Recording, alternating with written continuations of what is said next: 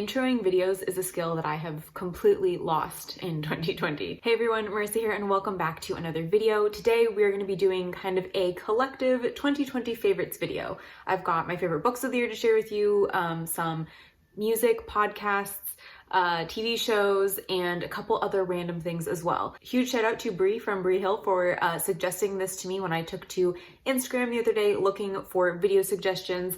She suggested I basically make a video about all of the things that kind of kept me going through 2020, and I think all of these things really contributed to me staying relatively happy and sane during this very, very strange year. I'm going to be mentioning favorites by category here, and if you'd like to just kind of jump around, I will be kind of putting those little chapters in my video so you can just skip around if one of these is not interesting to you. In a good reading year, I would make a completely separate video talking about my favorite books of the year, but to be completely honest, 2020 was an absolutely horrendous year for me reading wise.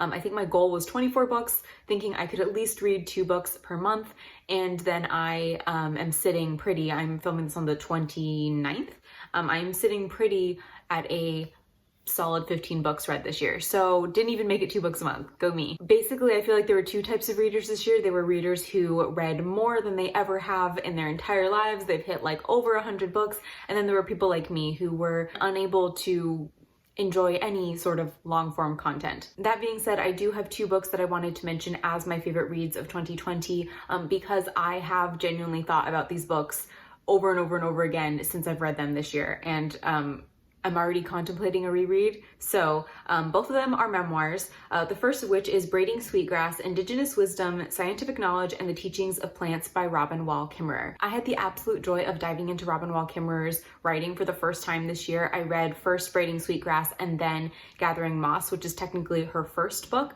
back in the spring, and absolutely just felt like her writing was exactly what I needed in that moment. Robin Wall Kimmerer is a citizen of the Potawatomi Nation, and she is a botanist by trade. So Braiding Sweetgrass is this beautiful, beautiful mix of memoir with nature writing, with kind of indigenous wisdom and mythology. And for lack of a better way to describe the book, it feels like you're sitting with, say, an older relative who covers you with a nice warm blanket and just kind of wraps you up and protects you from the world. That's kind of the sense I got from her writing. I really, really enjoyed getting to see how her kind of childhood stories wove into her stories, talking about her experience as a botanist. And I think as somebody who actually works at a biology firm, but not in the actual science side of the company, it was really interesting to kind of get a better sense of maybe what my colleagues are doing in the field. The other memoir that was a favorite read in 2020 was Who Thought This Was a Good Idea? And Other Questions You Should Have Answers to When You Work in the White House by Alyssa Mastromonaco. Now, Alyssa Mastromonaco was President Obama's deputy chief of staff. She was the youngest female to ever hold that position. And this memoir is basically her White House memoir. It's a look at what her life was like as a staffer in the White House who actually held a very high rank within the administration. Seeing as it is a memoir, Alyssa does touch briefly on her life growing up, her relationship with her sister and with her parents, but the vast majority of it focuses on her time in politics, specifically working in the Obama White House, and it was just kind of a breath of fresh air. I've been really into political memoirs over the past 3 years, but I can genuinely say that Alyssa's memoir is unlike any other political memoir I have read so far. I really, really like how real and just down to earth she comes across in this book. I like that she opens it not with, this is me, you know, deputy chief of staff in the White House, but she opens it with a story about how she managed to get tampon dispensers in all of the West Wing bathrooms. And that kind of just sets the tone for the whole memoir. I do have to admit that I was already kind of a fan of Alyssa's going into the memoir. I have listened to her on various Crooked Media podcasts, which I will mention again in just one second. But in general, I would say even if you don't know anything about her, you will enjoy this memoir, especially if you are a fan of, say, like The West Wing or Veep. If you like that kind of staffer level shenanigans, I think you will really enjoy the memoir, and it's a book that I'm 100% gonna have to reread in 2021 because I'm already thinking about it. all the time. Because I mentioned Crooked Media, let's go ahead and just jump on into favorite podcasts of 2020, which fall under kind of two categories, Crooked Media and NPR. Now, as for Crooked Media, my forever favorite podcast from them will be Pod Save the World. I really like the dynamic between Tommy Vitor and Ben Rhodes, who host the show. I think they bring a lot of expertise to it, and when they don't know something, they bring in fantastic experts to inform their listeners. And I also quite like when they kind of break down into stories of their time in the Obama White House. Particularly really liked a story that Ben shared that might not have been in 2020, but maybe in 2019, about running into the Queen of England in the bathroom.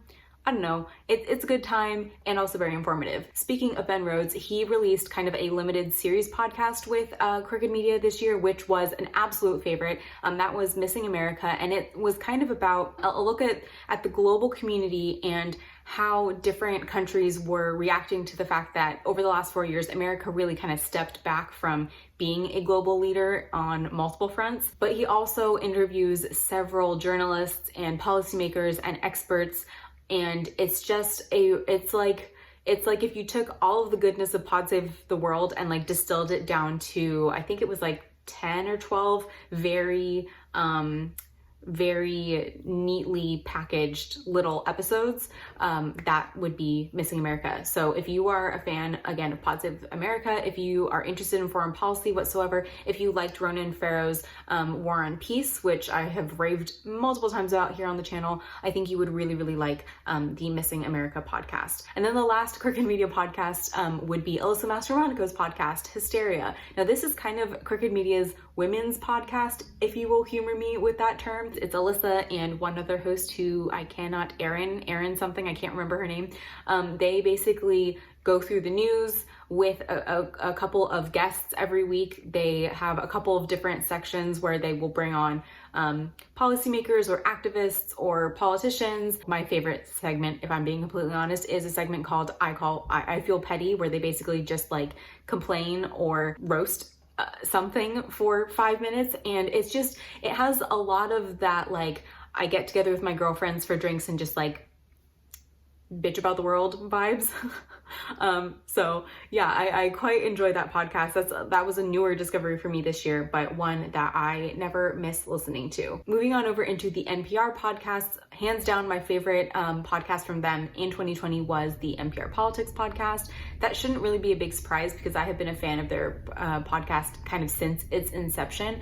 But one thing I really, really appreciated this year is that despite the fact that, you know, everyone's lives were kind of up in the air and things logistically were very challenging, they brought such good, clear coverage of everything politics-wise, everything pandemic-wise, and it was like one of the few news sources I could consume and not come away from feeling completely overwhelmed with anxiety or confusion. But I also just feel like I've become very attached to the different reporters and their personalities, and I love their kind of like little found family dynamic and the fact that they get each other all riled up and make each other laugh and, you know, do cute things for each other. And I don't know, I'm probably slightly over-invested in that whole team of reporters, but whatever, it kept me going through 2020. Then the other favorite NPR podcast from 2020 was definitely their Planet Money podcast. Again, this is one I've been listening to for a while, but I just consumed kind of an inordinate amount of episodes from this podcast in particular in 2020. This is their economics podcast, and I guess what I really like about it is that it is, compared to everything else I listen to, incredibly light in tone. I like that they do kind of funny or experimental things with the kind of podcast format. Sometimes they're very topical, and other times they're like, hey, remember this thing we talked about 3 years ago? Well, we updated it and here's that episode. Yeah, I don't know. I really enjoyed the lightness of it while also being informative. Since we are talking about favorite listens of 2020, let's go ahead and segue over into my favorite music of the year. And honestly, what I'm gonna do is just put my little like Spotify Wrapped thing up here and defend myself for however long this takes. So you might see there, my top artists were BTS, Akira Kosamura, Sam Smith, Thomas Newman, and Taichi Mukai. Now let's just go down the list and explain a little. So BTS should need no explanation. I think after 2020, they are pretty much just a known quantity out there in the like music media world.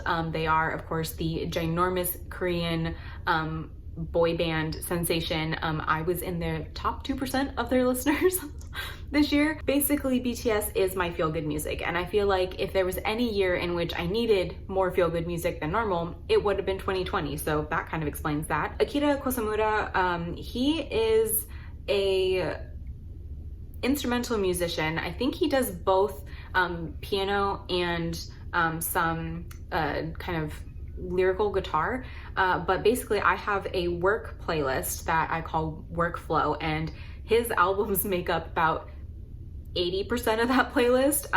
So when I just continued playing that over and over again this year, specifically during work from home, I felt it really helped me kind of focus and get my work done. That would be why he is on this list. Sam Smith, that was a really surprising one for me, I'm not gonna lie. To be completely honest with you, I am a serial repeater. I just will listen to the same song over and over again for weeks on end and not get sick of it. And that's pretty much how Sam Smith got on this list. I think the only 3 Sam Smith songs I listened to in 2020 were Money on My Mind, How Do You Sleep, and Dancing with a Stranger. So yes, serial repeater. Thomas Newman was also seemingly quite random to me. He was the composer behind the 1917 soundtrack, which I, again, admittedly listened to possibly 5 million times in February alone, which is probably why he's on this list. There was one song that I think it's Up the Down Trench, which I don't know why. There was one week where I literally, every time I got in the car, I played that song. So he made the list. And then lastly here we have Taiichi Mukai. Now, Taiichi Mukai was a new discovery in 2020, and I'm so very glad I discovered his music. He is a J-pop artist, or a Japanese pop artist. And I guess my favorite songs from him would include pretty much anything on his album Pure. I like Michi, I like Risetto, which, if you are an anime fan, was the end credit song for the sports anime Run with the Wind. Yeah, Siren's a great song. All of his stuff I would check out. And actually there were just a couple of playlists this year that I just kept returning to over and over again because they made me feel happy or calm, or just kind of took me away for a little bit.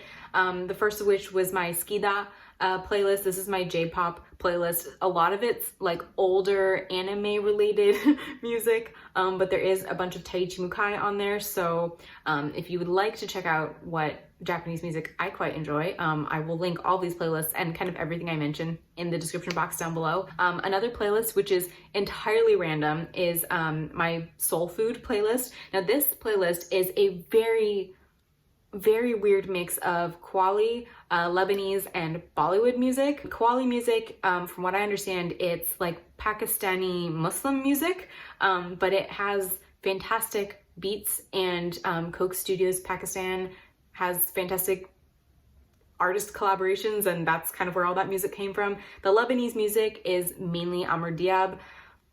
Don't ask me why I got into that this year. And then Bollywood music is just because I genuinely enjoy Bollywood music. I don't know a lot about it, but I really enjoy listening to it. The other playlist I have written down here is Workflow. I already mentioned that. It's like my work playlist, and it's basically just like Japanese piano and guitar music, which would explain why Japanese guitar music was like my top, I think that was my top genre for 2020. Then the other playlist I had written down was Fresh Air. This is kind of my autumn winter playlist that I created a couple of years ago and just keep adding to every year when I discover songs I think would fit the vibe, which is basically like indie rock meets singer-songwriter meets folk music. So if that at all sounds interesting to you, again, it will be linked in the description box below. Next up, I have several favorite YouTubers that I watched incessantly in 2020, but very sadly, none of them are booktubers because, confession time, I watched no booktube in 2020. I think I watched a handful of Sabrina's videos,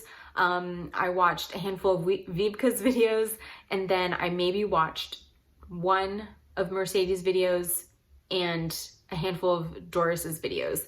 But for the most part, for the vast majority of the year, I did not watch any booktube whatsoever. And when I did watch them, I was not very good about commenting. I was kind of that like lurker who just like liked your video and never said anything in the comments. This is typically a problem I have when I'm not reading it, either annoys me or makes me feel bad to hear other people talking about the things that they are reading and enjoying. So because I was not reading, I was also not watching a ton of booktube.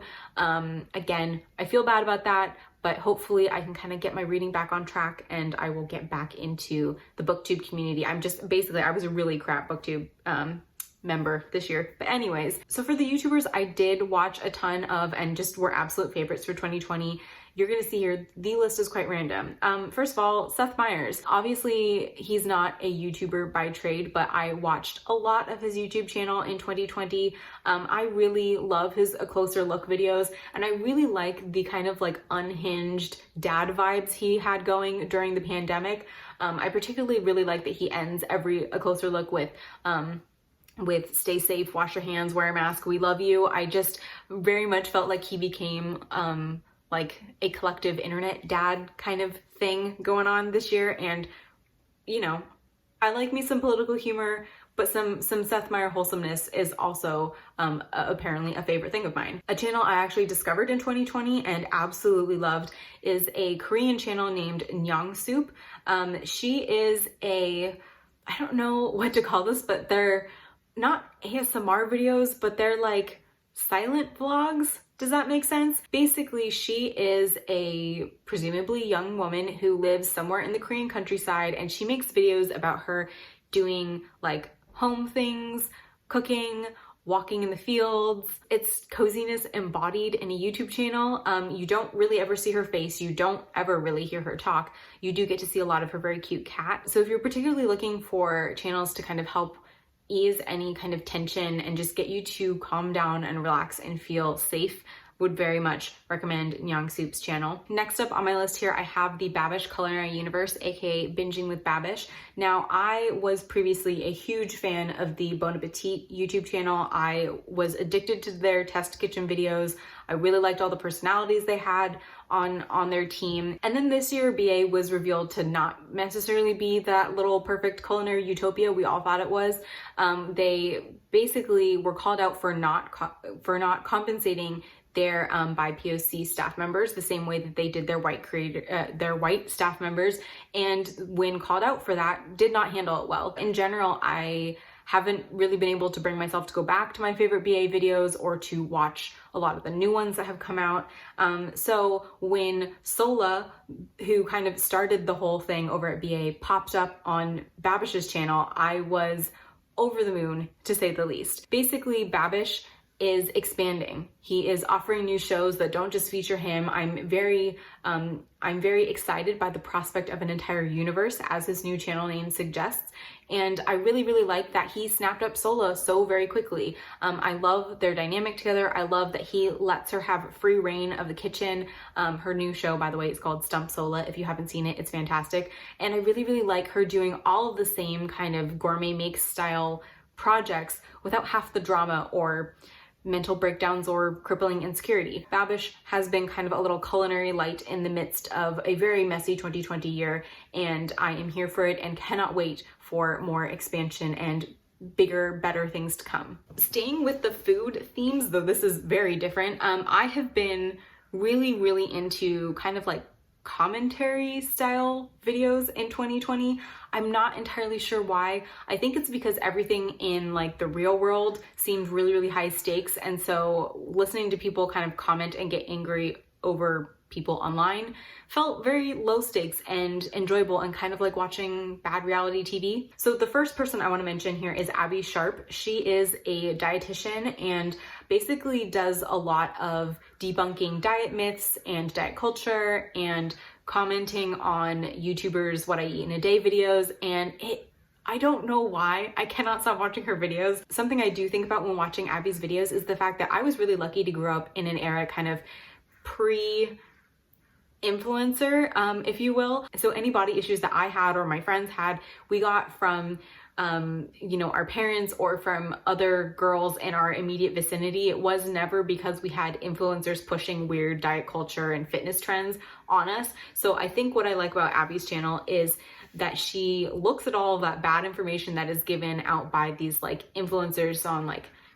lose weight by just eating potatoes or only eat 300 calories a day to be a model or whatever, and she looks at that and she's like, actually this is dangerous and wrong, and I'm gonna say that out loud because nobody else apparently will. Plus she does actually offer good replacement nutrition advice, if that makes sense, whilst critiquing these what I eat in a day videos. So I don't know, kind of addicted to her videos and can't stop watching them. Another commentary channel I have been super into for some reason in 2020 is the channel Smoky Glow.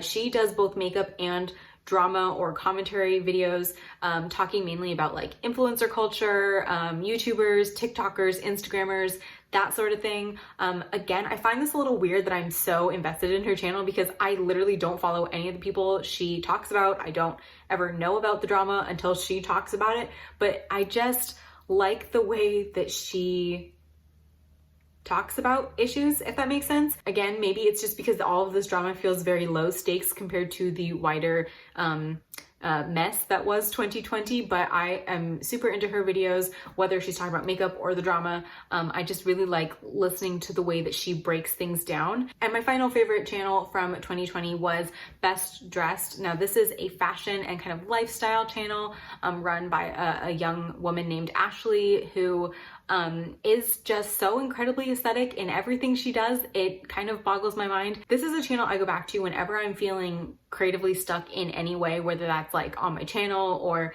artistically in my bullet journal, whatever. I just find a lot of inspiration in her kind of overall aesthetic and the way she presents herself. It feels very real and also very like she puts a lot of thought into every single thing she does. So in a year when I felt I was just lacking inspiration in a lot of different ways, her channel has been kind of a little bright spot for me and one that I will definitely continue to go back to in the future. I do have some favorite TV shows I wanted to mention. There's only 4 of them, not that many, mainly because like I mentioned, I was having a hard time this year with like long form content and with starting new things. So for most of the year, I just rewatched The West Wing a ton. I rewatched old Law and Order episodes. I rewatched The Clone Wars like a million times. I've seen the first 3 seasons like so many times I can't even tell you. However, there were a few shows that I really got into in 2020 that really kind of helped me through. So first of all, we have FBI Most Wanted. This is not highbrow television, folks. This is a CBS procedural show from the brain of the one and only Dick Wolf, and I absolutely love this show. Unfortunately, their first season got cut short, I think a little early in the spring because of the pandemic, but I have rewatched the first season 10 times, 12 times, too many times, an embarrassing number of times, basically is what I'm trying to say. I think part of the reason I keep rewatching it is that I'm slowly plotting different like fanfics for Clinton because he is my favorite character on that show and I just want more of him.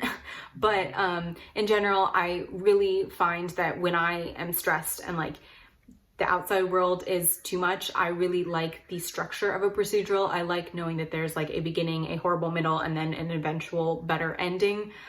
So I think that's part of the reason why this show really stuck with me. But I also just really like kind of, again, that found family dynamic on the show. And I can't wait to get more episodes in the new year because we got like 2 episodes of season 2 and then they went on holiday break. So there's that. This next favorite was the show that got me into watching new things. Like it got me back into the mindset where I could start new things. And that was Kingdom, which is a Korean show available on Netflix. This is basically a zombie show set in historical Korea. It's everything I didn't know I wanted in a show. It's zombies, it's terrifying, it's got fantastic character dynamics. The aesthetic of the show is beyond. And I think there's 2 seasons, I think, on Netflix right now, and we're waiting on season 3. We got like a little tiny teaser of what will be coming, and then nobody could film things anymore. So I'm really, really looking forward to season 3 of this coming out whenever it can. My only hope is that because it's in Korea and they're handling things better than we are here in the US, hopefully that means we will get it sooner rather than later. Riding the high of Kingdom, we jumped right into The Boys after my brother and I. Basically, he's been suggesting shows for me all year, and then I'm kind of like cherry picking the ones that I actually want to watch with him. The Boys is of course available on Amazon Prime, and I didn't think I was going to enjoy it as much as I did. It's definitely a darker take on a superhero film than I have ever seen. I kind of thought like Watchmen the film. I haven't seen the new show, but I thought Watchmen, the film, was like a darker take on superheroes. This take, the boys' take, it's dark, but it's also twisted. I think it's like commentary on influencer culture and capitalism and the fact that we're like a military first society and mommy problems. And yeah, it's great and twisted and dark and gritty, and I love it. Then my final favorite show of 2020 is The Mandalorian. And yes, I am so late on the bandwagon for this one. I refused basically to watch season 1. I don't know, I was just not in a Star Wars mood. But finally last week, after much persuading, I was like, you know what? Let's go ahead and start The Mandalorian. And now I think I have 3 episodes left in season 2, and I already need more. Baby Yoda's so cute. I don't know how else to put it, but I also really just like the overall world that they're creating in The Mandalorian. I like that it's Star Wars, but darker. It very much takes like my favorite parts of Rogue One, which, by the way, yes, is my favorite Star Wars film. It takes that like kind of dark and kind of war film-esque vibe of Rogue One and just turns it into a TV show about a mythical group of warriors that could rival the Jedi, and it's so good. It's so good. Quick spoiler alert, but the only thing I wish about my viewing experience of The Mandalorian is that I had no idea who was playing The Mandalorian. For reasons I shall not say. I just feel like there was a certain moment where if I hadn't known who the actor was, I think I would have been more like, but you know, I still enjoyed it anyways. So then lastly, and I know this is a very long video, thank you for sticking with me if you have, I just had like a few random favorites, a few kind of tools and apps and things that I wanted to mention. Let's start not fun and work our way towards fun. So first of all, I have an app which I have used a ton this year specifically to get to sleep, because while I am a good sleeper once I am asleep, getting there is sometimes a bit of a journey, and that is the 10% Happier meditation app. Now, I read the book 10% Happier back in, I want to say 2018. It's written by Dan Harris. He's also the creator of the app. So this is, I would say, like an alternative to Calm or Headspace. In order to access the full features, you do have to pay annually, but I think it's only like $40 a year. And for the past 2 years, I have been a paying member simply because I do use it all of the time. I'm not always great about remembering to meditate during the day. I will fully admit that. But what I really, really love using it for are the nighttime meditations to kind of, get you in the right energy level and headspace to go to sleep. There's one in particular that's called Sleep River, which is like knocks me out every single time. I have tried Headspace in the past. I've also tried Calm, and just it didn't really vibe with me. What I like about 10% Happier is that it's a little bit more straightforward, scientific based approach to meditation. Basically, it's not so woo-y, and it's not like listen to a chime and you'll be better. Yeah, so I quite like it. If you're a little bit more of a just generally practical person and you're not into like woo-woo-ness at all, I think you might like this if you're looking for a meditation app. The other app I wanted to mention is Notion. Notion is a kind of combination of a note-taking database and just like organization app, which you can get for both your phone, your tablet, and your laptop. I've transitioned a lot of things over to Notion this year. I've transitioned my book tracking, my video making, kind of tracking, and like planning templates, if that makes any sense. I've transitioned all of my fanfic planning over to Notion, which was a revelation, let me tell you that. I've also started using it at work, and I'm slowly trying to like introduce it to more people at work, so maybe we can like make it a thing. It is like the organizational tool that I didn't know I needed, and now that I've started using it, I don't know if I will ever be able to go back. I do think I will be doing a video on Notion specifically. I asked in a previous video and somebody said that they would find that interesting, and I might have to segment it off into like the different ways I use Notion, simply because I use it for a lot of different things. So maybe one huge video might not work, but that video or series of videos will be coming at some point, probably in 2021. Then the last of it that I wanted to mention for 2020 was 100% my Switch and Animal Crossing. I know that's very basic. I know a lot of people really dove headfirst into Animal Crossing this year, but honestly, I can say that it really was a coping mechanism for me this year. I'm one of those people that's not great at not being in control. I don't like spontaneity. I like to be able to plan ahead. And if 2020 was anything, it was the arch nemesis of all of us planners who like to know exactly where things are going. I was very kindly gifted a Switch at the beginning of all of California's stay-at-home orders and didn't really think I was going to enjoy Animal Crossing that much, but really what it is it's everything that I normally enjoy about video games, just condensed. So basically my favorite thing about, say, like Pokemon, which I used to play a ton as a kid, was getting to the point where you got a secret base and then you got to like get items and set up your secret base, or in, say, Stardew, where you get to build items or pay for items to decorate your house. That's basically Animal Crossing in a nutshell, except you also get to decorate the entire island. So it's, again, kind of everything I've ever wanted, I guess, in a video game. I would say that even if you're not a gamer and you are intrigued at all by Animal Crossing, for me, it's been a really great calming activity, which also goes great when paired with podcasts. It only took an hour of filming, but there you go. Those are all of my favorites from 2020. I genuinely feel like all of these things helped to contribute to keeping me somewhat happy and sane this very, very weird year. So hopefully if you decide to check them out, they will help you in that area as well. And like I mentioned, if I can find links to what I mentioned, I will link everything as much as possible in the description box below. I will also link a video that Sabrina just posted, actually right before I sat down to film this. She posted her 2020 favorites video, which I thoroughly enjoyed. So I will link that in the description box as well, and maybe in a card, and would just suggest that you go check her out if you have not already. So I guess that's it. Thank you so very much for watching. If you have made it this far in the video, thank you to my patrons who have continued to support me through this very, very weird time. Thank you so much for watching again. I hope you are doing well. Stay safe, stay healthy, and I will hopefully see you in the next video. Bye.